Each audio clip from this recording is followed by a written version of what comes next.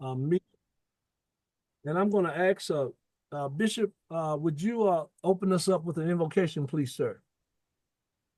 Father, we bless you and praise you and thank you for this time and thank you for those who have joined us together in unity and dealing with what is going on with the men and women who have served this country so valiantly. We thank you and bless you for the ongoing process. And we thank you for their families who has endured hardship sometimes as good soldiers. And we ask that you bless us that we can be able to participate and contribute to their well-being. In the name of Christ Jesus, we pray. If you love the Lord, say amen. Amen. Yeah. Okay, thank you so much. I'm going to ask if you would, Bishop, if you would, and then if Tanya Booker, if you would, after Bishop, uh, just tell us who you are and a little something about yourself and or who you with. And then after those two that are on the phone, Shamika, if you would go after that, and then you can pick one of the names that you see. We'll kind of popcorn it that way. So, Bishop, you can go ahead. Okay, good afternoon. My name is Bishop Abaya Carroll. I am a disabled Vietnam veteran. I volunteered to go to Vietnam, volunteer for the military, and there's something wrong with my mentality. But thank God that I trusted in Him, and He's brought me a long way. But I do see veterans who are suffering and struggling through moral injury. Some of the things I've found out is that we suffer more from moral injury than we do from PTSD, and we need help in that area because the PTSD, they think they have a handle on it, but moral injury, when I do something against my morals, it stays with me.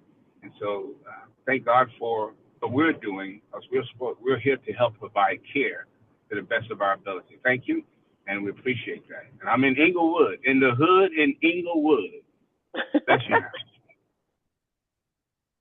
Good evening. My name is Tanya Booker. I've been a member of Mount Carmel all of my life. I am a trustee there. I'm also a caregiver.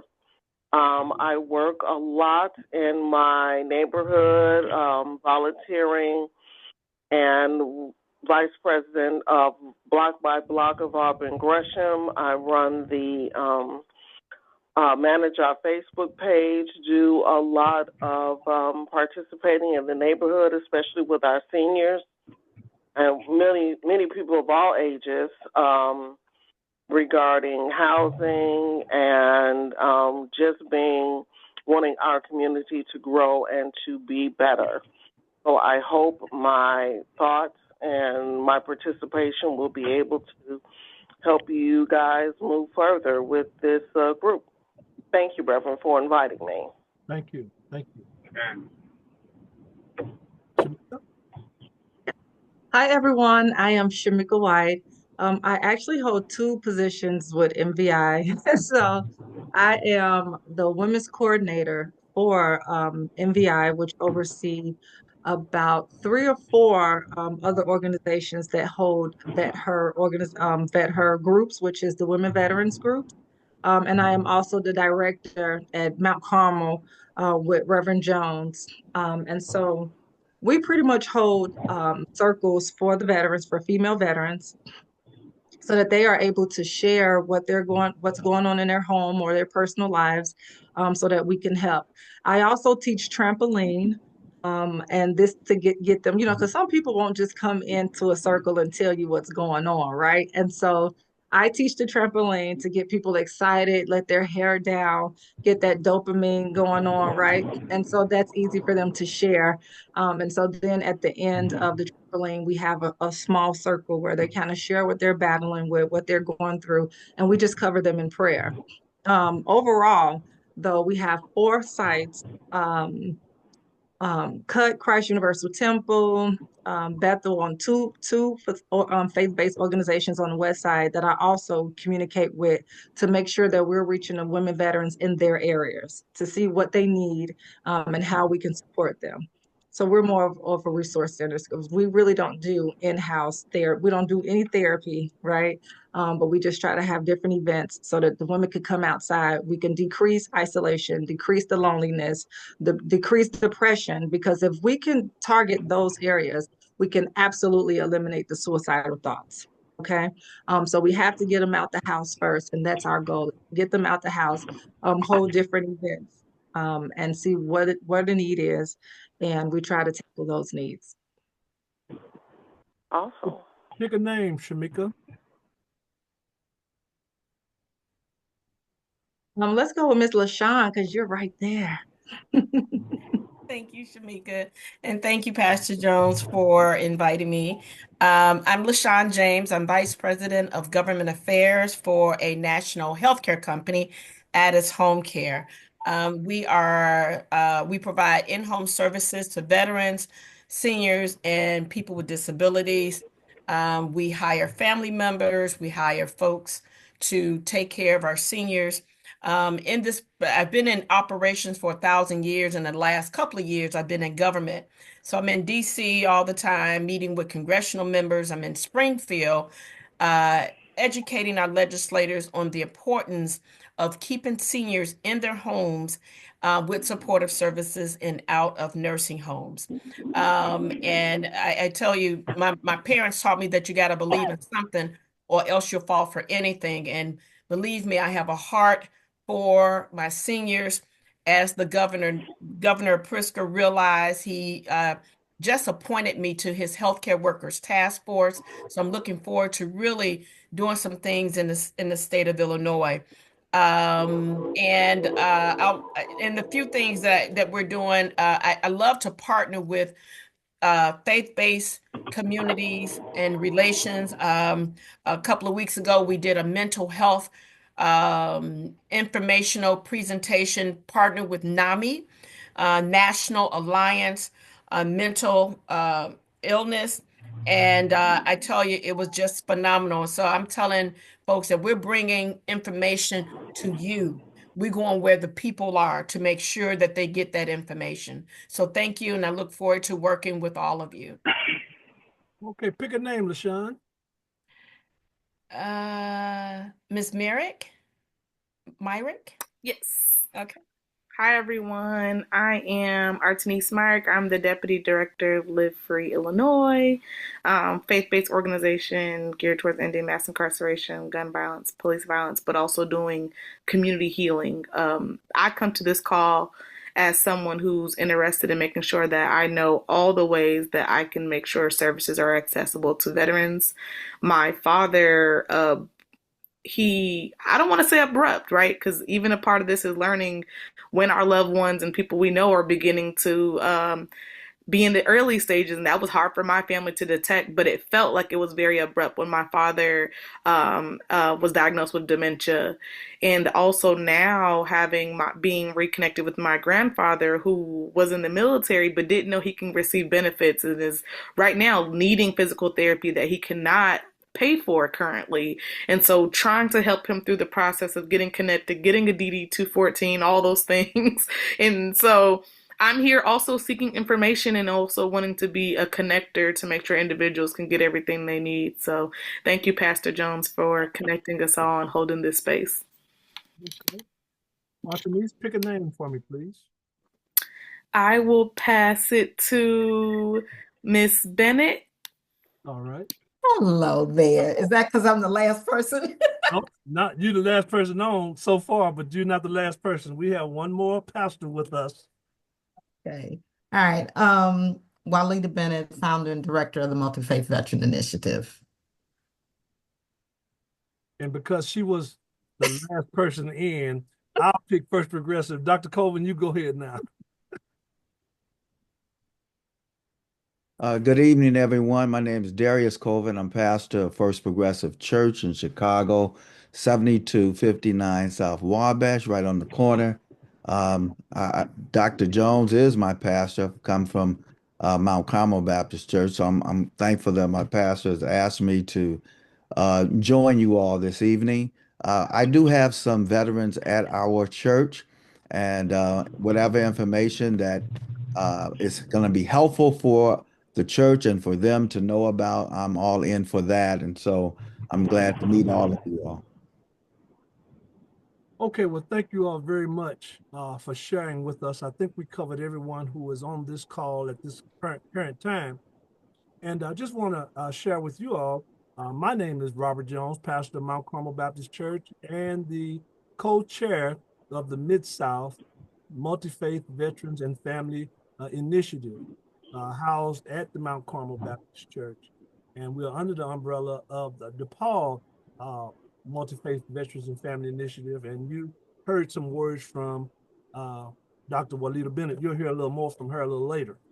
But while we're here, one of the things that reason why we're here today, you all, is that as you can see on our agenda on today, I want to re-engage our network. We've been doing this for some time now, and then COVID came in and kind of separated us physically, but then we got good at what we do, doing Zooms like this. And but one of the things I wanted to work toward doing is re-engaging our network. As you all heard from the introductions of everyone on this call, there are things that we can do to help each other, as well as provide opportunities to make absolutely sure that our prime directive is to decrease the suicide rate of veterans. Okay, and we want to make absolutely sure that while at the same time making sure that we're reaching out and not neglecting our female veterans as well as our male veterans, as well as their families. And so there are some other individuals that we're looking forward to having on this call, and hopefully they will be able to join us. A couple of things that I want to share with you as we come together is, first of all, I want you to take a look at those of you that are online with us and able to do that is, if I can find it now, and now I cannot find it. And that's usually the way that works when you have something and you're not able to find it anymore. Oh, there it is. Okay. We are working on, there's being developed a new brochure for us at Mid-South, and that's being developed as we speak. But we do have a brochure that we had been using prior to the development of it, because we want to bring some consistency with our branding, and so that all of our units will be consistent. As you can see, there is a network of individuals who have been with us in the past and who are continuing to be with us. I've reached out to a number of individuals as it relates to, we're grateful to have Ms. LaShawn James with us. Dr. Clinton Boyd with Fathers, Families, and Healthy Communities was on another call and couldn't be with us for this meeting. Dr. Jarvis Hanson, I talked to him earlier today. He's the current moderator of the Greater New Era District, and he was going to be with us on today. Miss Angela McDonald, who's been with us in the past as well. You've heard from Miss Shamika White, who's retired U.S. Navy, and she is the director of our Mid-South Vet Her Initiative. And as she said, she wears a number of hats of the things that she do as it relates to working in our areas. We've also talked with Ms. Robin Pettit, who had said that she would be with us, and we're looking forward, and hopefully she will catch us before we finish. But she has a project that's called Socks for Bunk, where in the name of her dad, she gives out socks, or coordinates the giving out of socks or footwear for those individuals that need them. She's the founder and organizer of that organization. And Bishop Abiathar Carroll opened it up with us earlier on today. And we're grateful to have him back with us as we're sharing, as well as Ms. Tanya Booker, who is a member of Mount Carmel. We also have talked with, by way of text, Pastor Jesse Knox, pastor of the Church of the Good Shepherd, and we're looking forward to him or his representative, his designee, being with us as we do our initiatives. One of the things that we want to do is continue to reach out to those to strengthen our network, because there's a number of things that we want to do. Also, as you can see on those of you that are on screen, you can see that on the brochure, it also explains who we are and what we do, and also talks about the Women's Veterans Initiative. Now, we will get those informational pieces out to you all, but just to share briefly, you see that while we're housed at the Dr. Joseph B. Felker Family Life Center, we're located in the Bronzeville Douglas community, covering all of those other areas. And we want to make absolutely sure that we integrate faith-based, community-based, and service-based, service-provided organizations and social service providers. That's what the network is for, to bring all of us together so that we can help each other with resources. I think Merrick Artenice mentioned earlier, and I mentioned her name, Artenice Merrick, who is also with us. And the interesting thing about Merrick, I want to congratulate Artenice, because when she first was with us, she was a lead organizer of Live Free Illinois, but now she is the deputy director of Live Free Illinois. And we're grateful and we're proud of you in that successful effort. And so again, the office at DePaul, the main office, is putting together our brochure, and we'll make sure that we get those out to those of you that are part of our network, because we want you to not only be aware of what we're doing, but be able to share what we're doing, because that becomes important as it relates to what we're doing. Okay, so now also one of the things I would like to share with you as it relates to what we're doing is how we do it.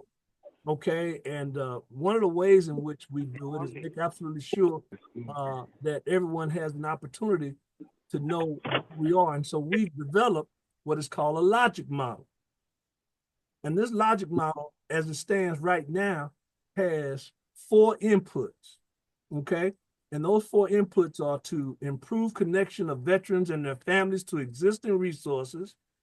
We're not a service provider, but we connect people with the resources that they need. And that's why the network is so important. We also coordinate efforts with organizations to identify needs to improve health policies for veterans. There's a number of issues that are going on as it relates to the community relative to the health of our veterans and their families. But we want to make sure that we coordinate those efforts. We want to locally acknowledge veterans and families during annual days, such as Veterans Day and Memorial Day. We want to try to give some strength and opportunity to those days. And we've done that in the past. We've had programs, and we've even given away collectible pieces to our veterans. And then we want to provide safe spaces and places for veterans and their families to engage needed human resources. Because it's a reality, you all, everybody don't want to admit that they need help, okay? And I think Shamika said it a little earlier, we try to get them out of the house because sometimes they stay closed in. But we want to try to develop safe spaces and safe places so that they can come.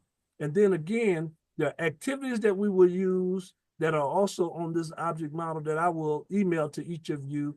And then we have the outputs that we want from that. And of course, our outcomes, which are short, medium, and long relative to what we're doing. And you see at the top, you can see, those of you on screen can see that we are serving the Bronzeville, Douglas, Washington Park, Inglewood, I said that for the bishop, and the Auburn Gresham communities.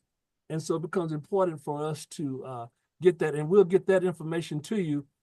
One of the reasons why we're here today is because we need you to be a part, or to be a continued part of the network of what we do to make all of these things happen in our community, because we can't do it without you. And it becomes important for us to understand that, okay? Now, one of the other things that we have on the calendar, and we're going to make sure that we try to coordinate the dates in order to make that happen, is that we want to have a pastor summit. Because I don't know, Pastor, there are a number of individuals, pastors and bishop, that now we're in an age where a lot of pastors are not veterans, okay?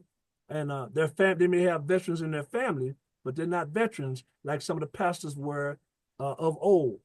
And so we want to make sure that we can help them and educate them on how to reach out to the veterans that are in their congregation in order to provide them opportunities to receive some of the resources, or to share how they're getting to those resources, because sometimes people don't want to share that they don't want to share that they're having difficulty getting resources, okay? And sometimes the best person that can tell you how to get it is the person that's getting it, okay? And so we want to make absolutely sure that we do that. And so with that being said, I'm going to provide opportunity at this time for Dr. Bennett, if she would just give us some updates on the Multi-Faith Veterans and Family Initiative.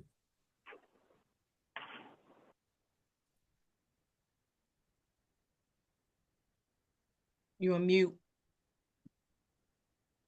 You're on mute. Turn your mic on. Thank you. Okay, thank you. It's been a long day.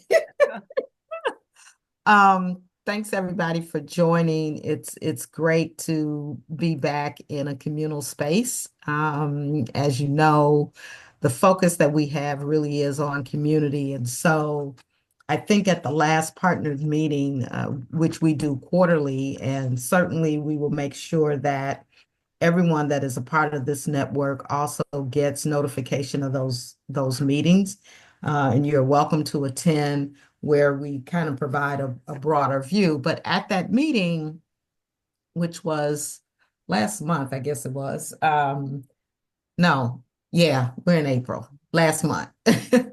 I really I talked about the current landscape that we're in, and I don't have to belabor it. I think everybody on the call is well aware of the social landscape we're in, but then we also have to be mindful of what that means in terms of the work that we do.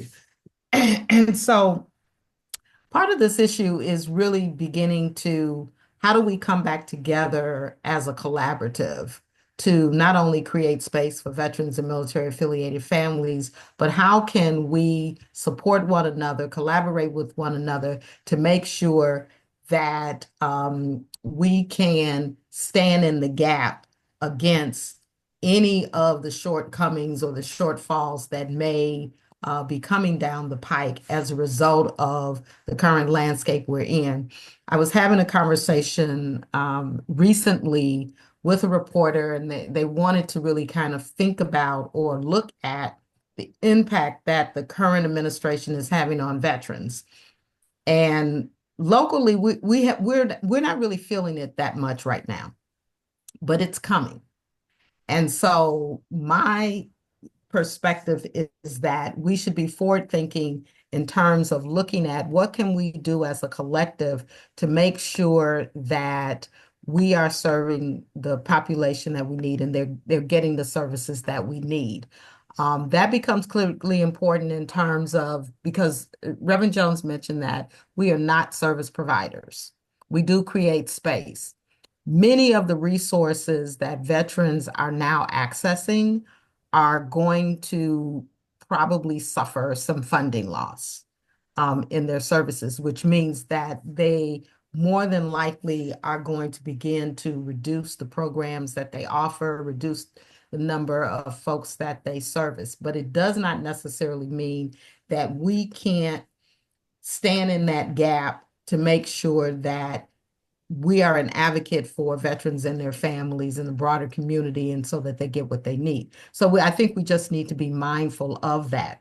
And having said that, the Pastor Summit that Reverend Jones wants to do, I think, is one way to begin to engage the churches, because I do believe that within our community, the churches are the institutions that we control, that we own. And the question becomes, how are we going to shore these institutions up that we have absolutely control over to make sure that people are getting what they need? I think we have everything that we need at our disposal, but we just have to figure out, how do we strategically corral that in a way that makes sense, that is intentional, and that also makes sure that we're not dependent on someone else. And so I'd like for us to begin to kind of think about how we can strategically strengthen the collaborations that we have within the community. Looking at, for example, businesses that are in the community. How can the businesses be engaged and help to support not just the veteran population, but the population as a whole, because veterans are a subset of the communities that we're in. So the Pastor Summit would really be designed to help to equip churches to engage this particular population. One of the work that we've always done has been part of our program from day one is making sure that those spaces that we're in, individuals and organizations understand this particular population. If you're not a veteran, if you do not come out of a veteran population, you might not understand all of the nuances. It is a very distinct culture. And so how do we prepare ourselves to understand what that culture is? Not only looking at the veterans, but looking at the entire family. That also includes the children, because there are children that are part of these families that get impacted by the service that their parents have done. And oftentimes we don't focus enough on what's happening with the children. We have a partnership with an organization that focuses specifically on military and veteran children that have a whole host of programs to address those issues. So I think bringing some of those resources to bear that not only will help to support veteran and military children, but also the broader children that are in the community as well. Because like we say that veterans can be transformational agents in the community. So that's one piece. The second piece is VA benefits.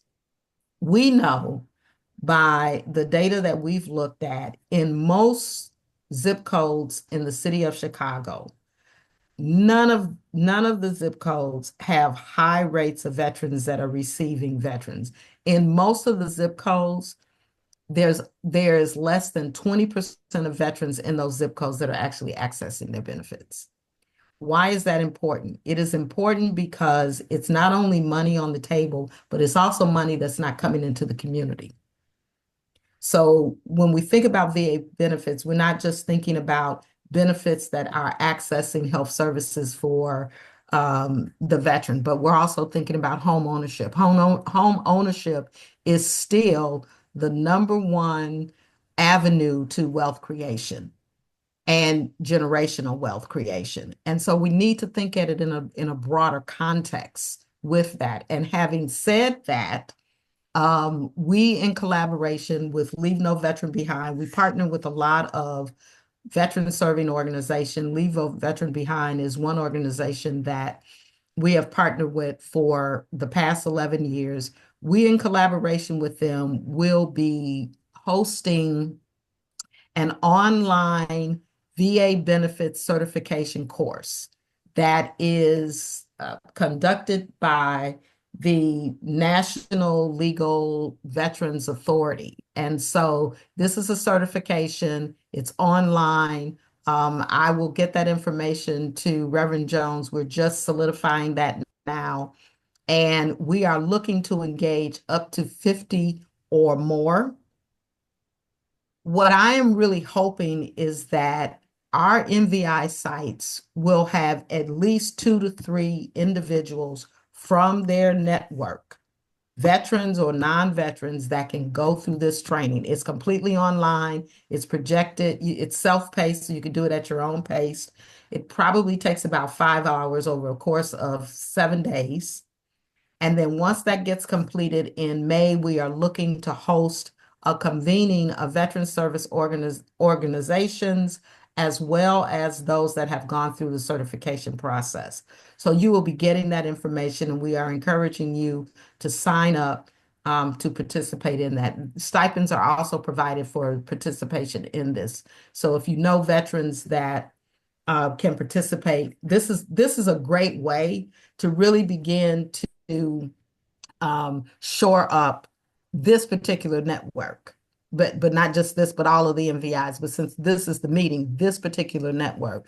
So Reverend Jones, I'll make sure that you get that particular information. Right. The other piece is in September, we are in the beginning stages of planning for a health symposium. This health symposium will focus on health issues that are impacting female veterans. And those issues that are impacting female, there's an intersectionality between those that are non-female veterans as well. And so we are just in the very preliminary stages of that. Every year we host a major symposium that focuses on an issue that targets this particular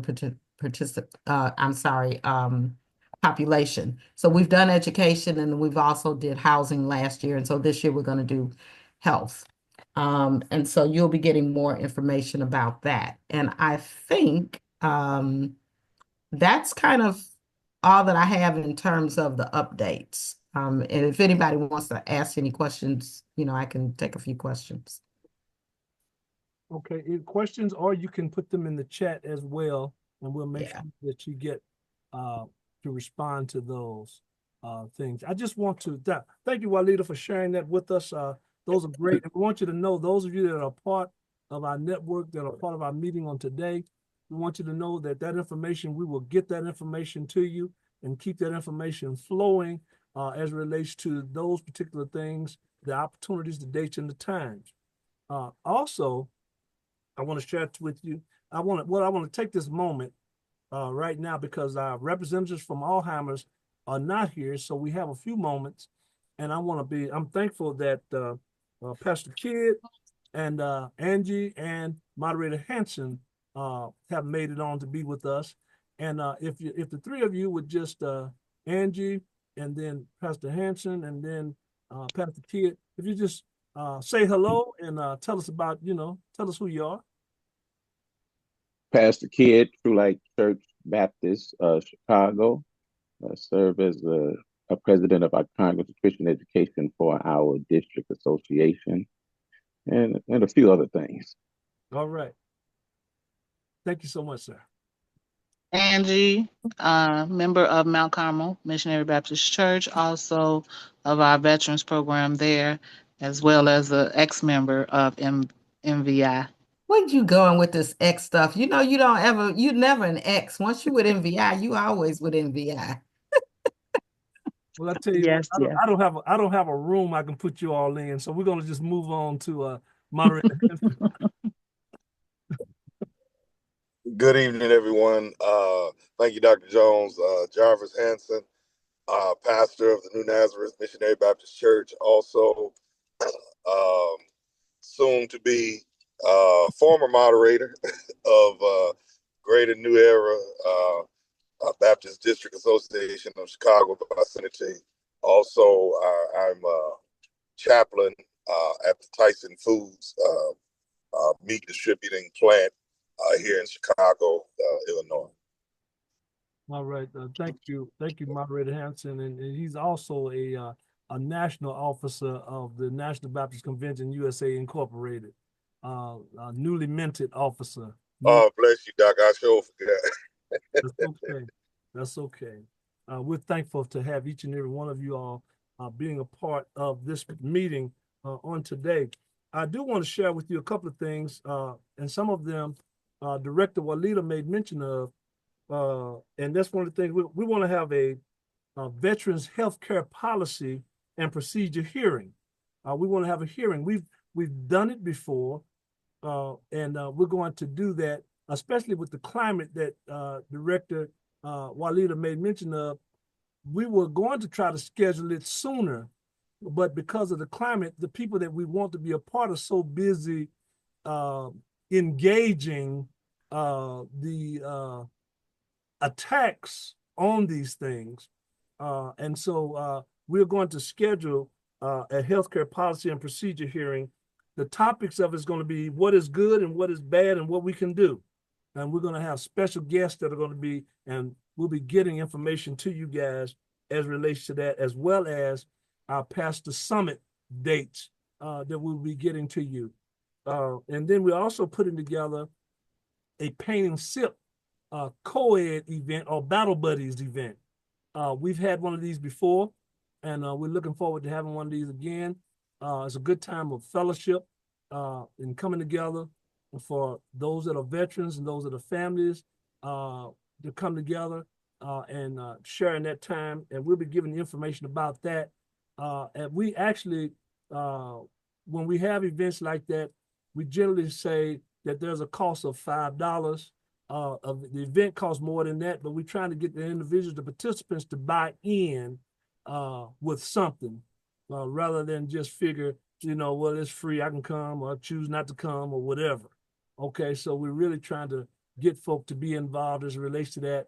These are some of the, but I want to use the word, these are some of the helpful things that we do as relates to bringing our veterans and our families and our pastors together that are a part of the network. Now, having said that, we do invite you all to be a part of this network. Many of you have been a part of us before. There are some new faces that are with us on today, and want you to know that all we're asking is 1 hour a month. We generally have a once a month meeting. There's a similar to this one right here, giving you an update on what we're doing, and you giving us an update on what you're doing, and we're going to get to that in a minute. And then we have some activities. We generally have about 5 activities or actions throughout our program year that we will inform you about, notwithstanding those actions and activities that you may be having as a part of your network that we will plug into our calendars as well. And then, of course, as Director Walida made mention of earlier, we do have quarterly meetings. And those quarterly meetings are about 2 hours, and you stay as long as you can. They're in different geographical locations, and they've even been hybrid. Some of them, the last one was hybrid. And so even if you cannot make the on-site participation, it can be a part of that. And I think that's just important and what we're really trying to do as it relates to that. I know we had a great meeting in the last quarterly meeting with the group from the Alzheimer's Association of Illinois. And we talked with not only one of their active persons, Olivia Mantango, but we also talked to one of the board of directors participants, Ray Willis. And I talked with both of them, and something must have come up where they could not get to be with us on this meeting tonight. But we will be looking forward to them being with us. As a matter of fact, we're looking forward to having them to do a presentation at our district meeting on this coming Thursday. That's going to be at Mount Carmel. It's going to be just before the sermon period when the parent body does their business. And we're looking forward to sharing brochure and information about this terrible, terrible, horrible disease that affects our people. And all of us are affected by it at one way or another. And it's just horrible how it does to what it does to families and what it does to caregivers as well. And so we want to make absolutely sure that we're on target as it relates to that. And of course, our prime directive as we're working to work with our veterans and our families to make absolutely sure that we do all we can to help them in every way that we can. So now, Reverend Jones, can I ask a question? Sure. In terms of the health summit, do you have any idea of when you might want to be the hearings on that? Because if I know generally the time, I would like to reach out to Victor Legrune, who, was the former director of Veteran Affairs for the city. But he was the first director of DEI in the Biden administration, and really has a good handle on health issues, particularly impacting the veteran population. And he's in and out of Chicago. Okay. So if we can kind of coordinate, if you can give me a time frame, I can reach out to him. Take a look at look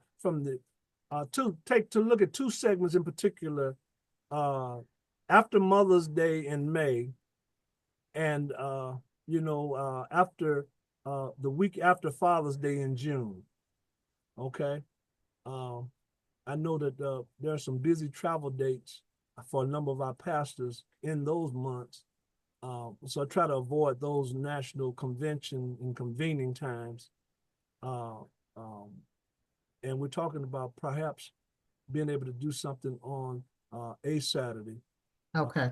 And so we'll take a look at those dates. But if you can, if that's a pretty good scope, that's a good start. Okay. Okay. All right. So now what I do want to do now is what I'd like you all to do, because we're glad to have you with us on today. But I would like that Deputy Director Merrick, and then Shamika, and then Ms. James, if you would take about 3 minutes each to share what's going on with your organizations, with Live Free and the Vet Her Initiative and Addis Home Care.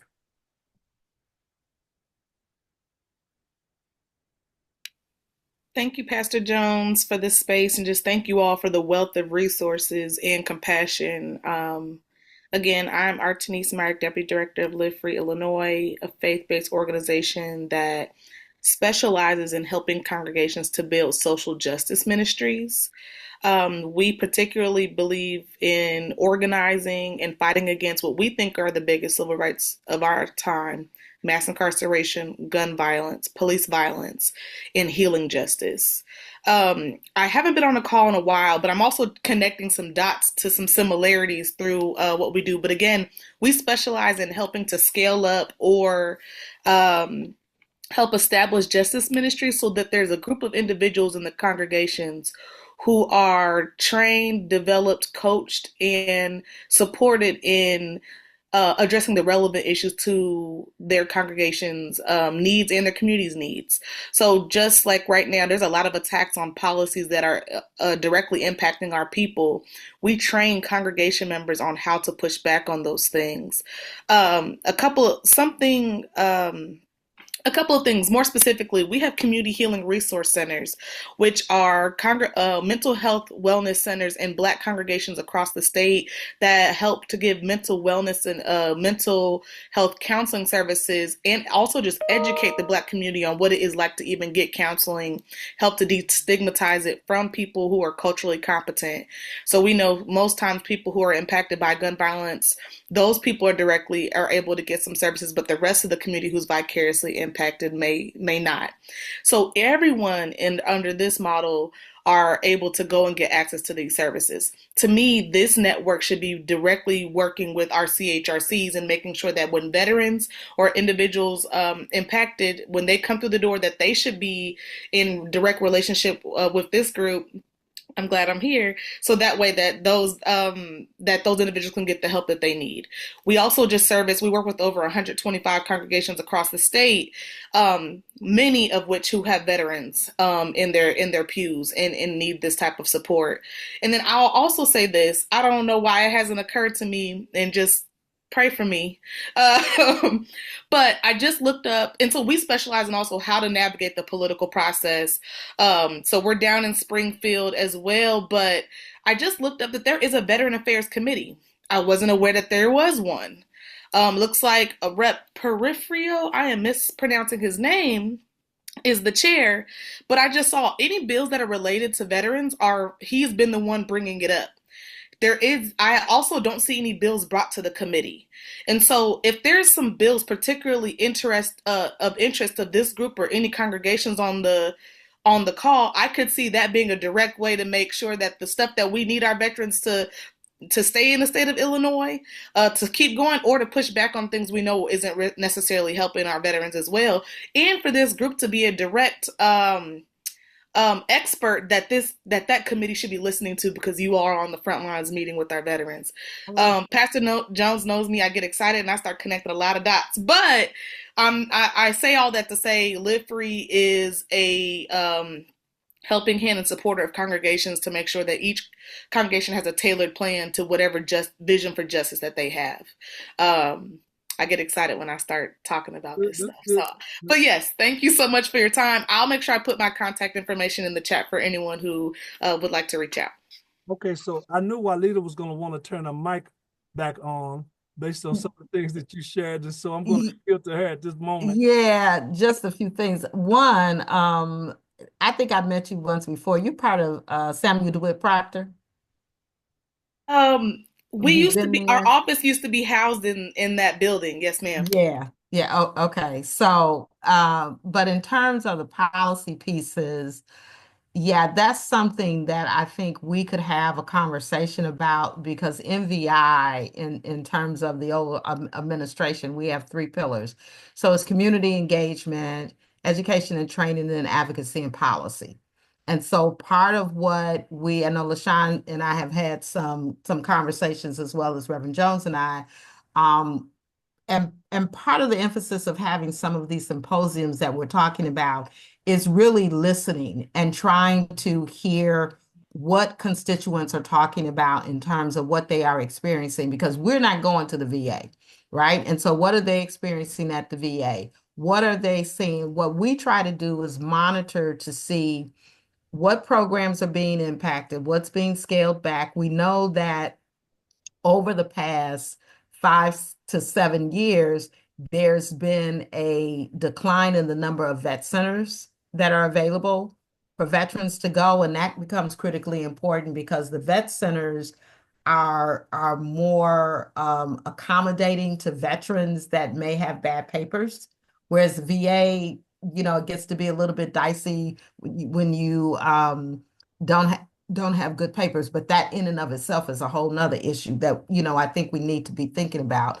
And then looking at what's happening in DC, how that is filtering down to the state level, and then how is that filtering down on the city level. I sit on the city's Commission for Veterans Affairs, and so we've done a number of things to make sure that in terms of the city, their policies are actually beneficial to veterans. And so that's a conversation that I think a larger conversation that we can have much later. But yeah, maybe Reverend Jones, you might want to think about developing a committee structure.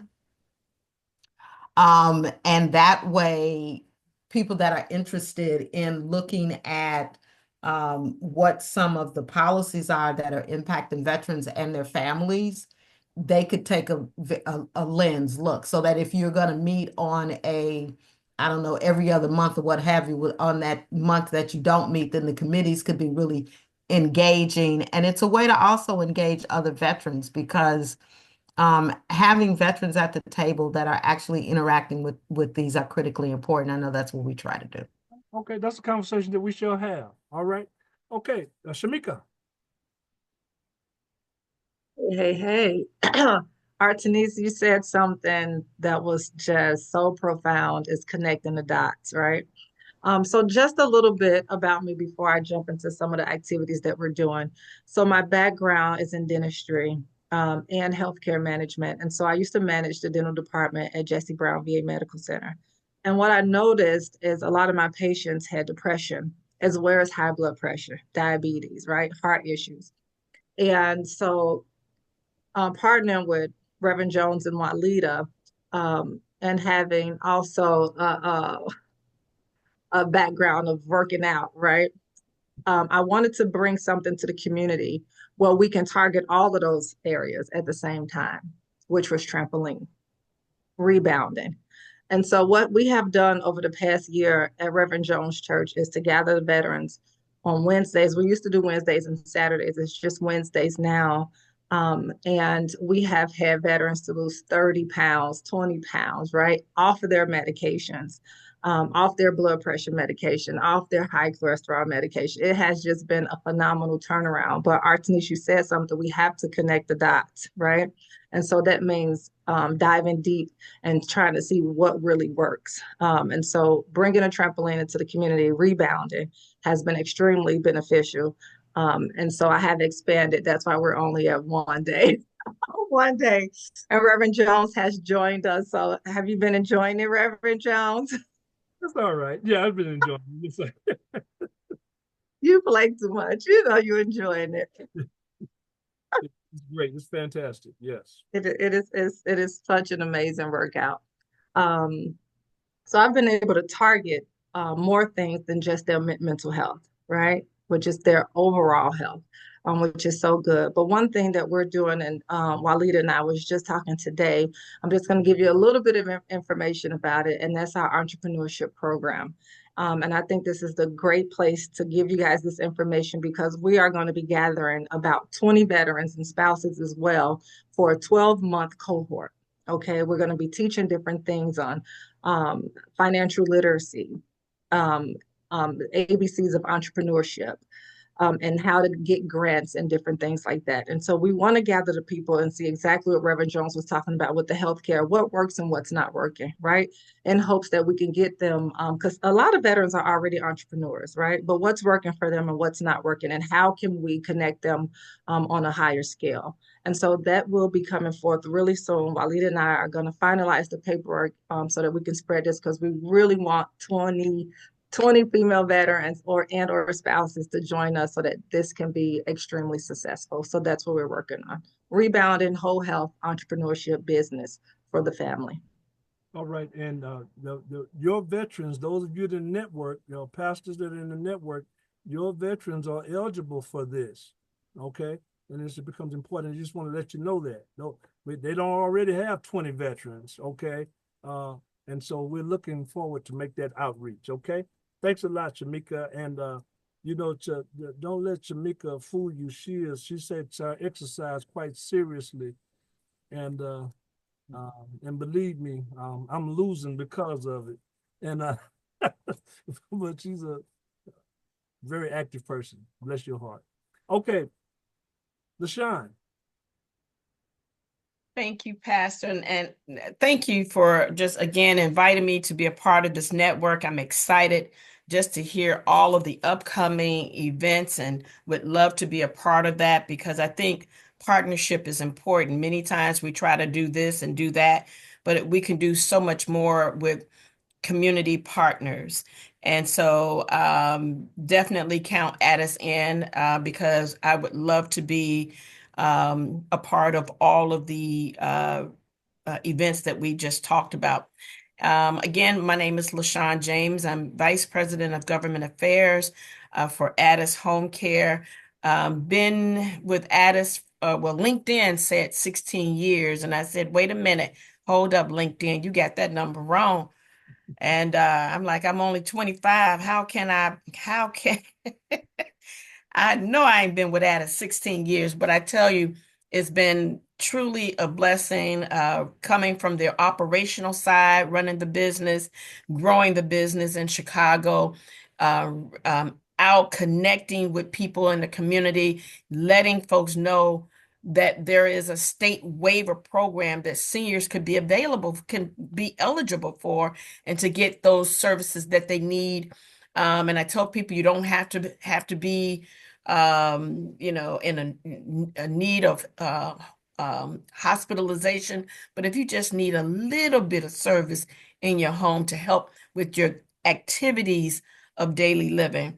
And so again, I just believe in keeping our seniors at home, our veterans at home, where they need to be, where they want to be, with supportive services in place. And I'm so grateful because with this community program, the community care program, we are able to hire family members to take care of their loved ones. Now, the only thing that I can't do, I cannot hire a husband to take care of his wife, or the wife to take care of her husband.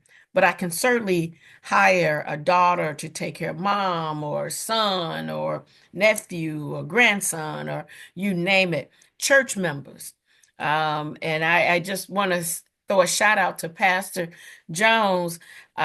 He was so instrumental in allowing us to work and partner with him and utilize the space at Mount Carmel some years ago when I was in operations. I think we were hiring 50, 60 people a week and putting people to work. And right now we have a workforce shortage. I never thought I would say that. How in the heck do I have a workforce shortage? And so I'm advocating, I'm partnering with the union, SEIU, to increase the wage of our caregivers and making sure that they have some respect on their names. As you think about your doctors and your nurses, you need to think about my caregivers who have never stopped, even during the pandemic, to go into people's homes to help them with their activities of daily living, keeping seniors out of these expensive, no good nursing homes. I'm sorry, personal, but and keeping them in their homes. If you can only imagine what it costs the state of Illinois to take care of seniors in nursing homes versus keeping seniors in their homes with their family members with supportive services. And so I'm constantly meeting with legislators in Springfield, educating them because they have family members and they say, "Oh, Ms. Jan, I get calls all the time from legislators. Oh, my mom needs this," and so they understand because it could be, if it's not personal now, it could be personal later on, and so they know that we're here to support them in the services that they need. I'm always partnering with organizations. For example, I mentioned NAMI earlier, the National Alliance on Mental Illness. And I told Latasha Brown, who is one of their community engagement managers, I told her we getting ready to take a tour because her presentation is off the chain. We was just at Mount Carmel Children of God Baptist Church on 51st and Damon. And we were there last year, and Pastor Newland and Pastor Butts called me and say, "LaShawn, we need you to come back." And so right after church service, we had a very intimate conversation. It was a safe place where the congregation were able to ask questions and get their answers about mental health. And my thought is that we all have a little mental health, whether we want to believe it or not. I may be at a level 10, yours may be at a level 1. But just to know the resources that are available to our community is important to me. And so we're doing this tour, and we're going to be going, and would love to work with pastors to bring this information, this critical information, to your congregation. And lastly, one of the things that I'm doing is I'm a sponsor with No Saints Left Behind. And they're doing a Mother's Day brunch, prayer brunch. And Pam Morris of WVON Radio would be the mistress of ceremonies. And so I can definitely share this information, which will be May 10th. And continue, please include me on all of the things that you're doing, because I think that with being a group, and we're sharing the resources that we all can help each other in what we're trying to do to bring resources to the community. And thank you, Pastor Jones, for allowing me to share. You're very welcome. And I do want to say this. I know that Tanya Booker is on this line, and I don't know if you remember Tanya Booker, but she's one of the trustees here at Mount Carmel. And it was Tanya Booker that came to me some years ago and said, "Pastor Jones, there's this organization called Addis." And she said, "I think it would be a real good fit at our church." And the rest is history. Okay. Yeah, that's Thank been you, many, many Tanya. years ago. I think it's been over 10 or 11 years ago. Yes, it As a matter of has. fact, yeah, as a matter of fact, I still do work for Addis as a caregiver, and now I care for my cousin. I've taken care of my mother and my father. Unfortunately, they have passed away. But Addis has been very instrumental in my family and at church. It was a good match. Even just helping within the community like years ago.